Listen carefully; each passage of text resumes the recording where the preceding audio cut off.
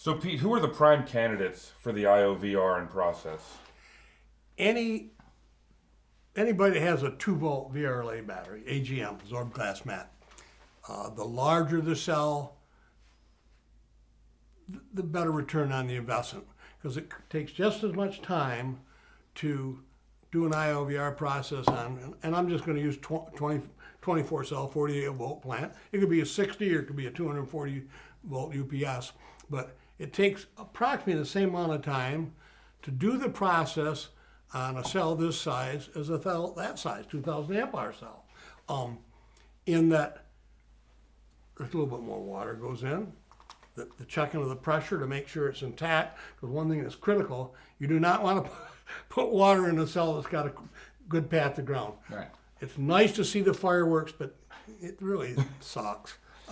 So It's not anybody good. with a 2-volt cell. Yeah, anybody with a 2-volt cell. Excuse me. And that an AGM. The parameter, it's got to be structurally intact. We need to get to do the full IOVR plus process with a high rate charge. In most cases, we must be able to take that string offline. Sometimes we have to bring in temps. If there's multiple strings at a site, you can take one off if they'll let you. Most of that's always done, the hot work time at night. Some customers will let you take it off in the daytime. We have to be able to get to the vent. So if you happen to have a battery, it's got the strap, the wide strap blocking it. We can't get to that vent. Right. That's why we have to take it offline. Which isn't bad, because you'll clean up the intercell connectors while you're at it. If they so that's need a it, plus. if you take that off, that's a good point.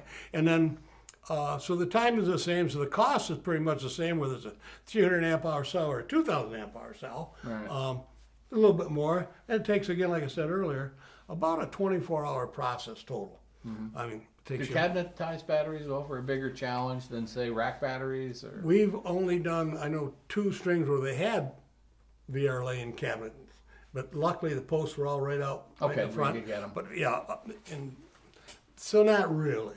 I mean, if anything's behind something, you can't get to it. Right. Well, a lot of the cabinets are monoblocks anyway, so they. Oh, wouldn't they be are. So we're candidates, that's But we- a lot of cell sites and central offices that happen to use AGMs. Yep. So. Yeah, and there's a lot of them, Yes, there are. and there's a lot of utilities that use them more than I thought. But we're doing quite a bit of work with utilities also, Oh yeah, substations, switchgear control, that sort of thing. and power plants. Okay. I actually, I'm going to go off subject, but a number of years ago I did a project for EPRI to see if these could ever be used in a safety-related application.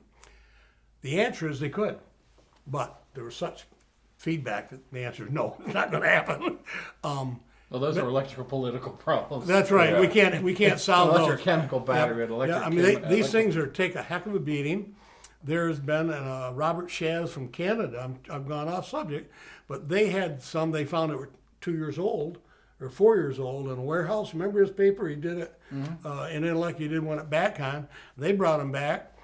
I did an experiment where I was given some cells that had sat in a warehouse in Florida for 2 years. They were small ones like this. Same thing, bring them back. So they're very forgiving. They got limits, but they're very forgiving. But we got off subject. That's I'm all sorry. right. Time. We need to stop.